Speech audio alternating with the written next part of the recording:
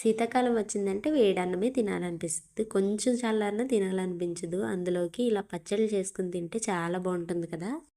ఇంకా వంకాయతో రొటీన్‌గా వండుకునే కర్రీస్ కాకుండా ఇలా వంకాయతో పచ్చడి చేసి చూడండి. చాలా బావుంటది. ఒకసారి ట్రై చేయండి మీరు కూడా. ఇంతకీ మీరెప్పుడైనా ఈ పచ్చడి తింటే కామెంట్ సెక్షన్‌లో కామెంట్ చేయండి. ఈ ప్రిపరేషన్ అయితే ఫస్ట్ చూసేద్దాం.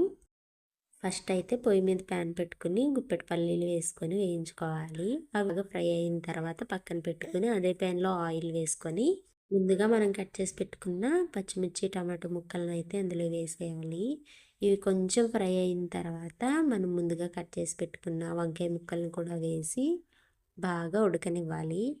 వంకాయ ముక్కలు, టమాటా, పచ్చిమిర్చి బాగా కలుపుకొని మొత్తం కలిసిన తర్వాత మూత పెట్టుకొని మూత మధ్య మధ్యలో తీసుకుంటూ టమాటా ముక్కలు, వంకాయ ముక్కలు మాడిపోకుండా మధ్య మధ్యలో కలుపుకుంటూ ఉండాలి.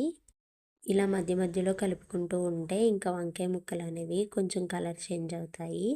ఇలా కలర్ చేంజ్ అయిన తర్వాత ఇందులో మనం కొద్దిగా కొత్తిమీర వేసుకోవాలి. కొత్తిమీర వేసుకొని బాగా కలుపుకొని మళ్ళీ మూతను పెట్టుకోవాలి. ఇలా మూత పెట్టుకున్న తర్వాత అవి కూడా మధ్య మధ్యలో తీసుకుంటూ ఫ్రై చేసుకుంటూ ఉండాలి. ఇంకా కొత్తిమీర కూడా బాగా ఉడికిన తర్వాత టమాటో ముక్కలు, కొత్తిమీర అలాగే వంకాయ ముక్కలు కూడా బాగా మగ్గనిచ్చి ఇంకా స్టవ్ ఆఫ్ చేసుకొని ఈ ప్యాన్ అయితే చల్లారే వరకు పక్కన పెట్టుకోవాలి. బాగా చల్లారిన తర్వాత ఒక మిక్సీ జార్ తీసుకొని ముందుగా వేయించుకున్న పల్లీలు, అలాగే టమాటా, పచ్చిమిర్చి, వంకాయ మిశ్రమం, అలాగే 3 వెల్లుల్లి రెబ్బలు, కొంచెం చింతపండు, రుచికి సరిపడా సాల్టు వేసుకోవాలి. అలాగే మనం ఈ పచ్చడిని మిక్సీ పట్టేటప్పుడు కొంచెం కొంచెంగా మిక్సీ పట్టుకుంటూ ఉండాలి. మనం ఈ పచ్చడిని కచ్చా పచ్చాగా అంటే కొంచెం బరగ్గా ఉండేటట్టే మిక్సీ పట్టుకోవాలి. బాగా మెత్తగా ఉన్న ఈ పచ్చడి అనేది టేస్ట్ అస్సలు బాగోదు. ఈ విషయం అయితే అస్సలు మర్చిపోవద్దు.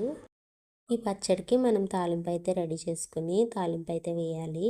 పొయ్యి మీద ప్యాన్ పెట్టుకొని ఆయిల్ వేసుకొని పోపులు వేసుకొని బాగా వేయించుకోవాలి. పోపులు బాగా వేగిన తర్వాత కొంచెం జీలకర్రను కూడా వేసుకొని వేయించుకోవాలి. అలాగే ఎండుమిర్చి, కరివేపాకు కూడా వేసుకొని బాగా వేయించుకోవాలి.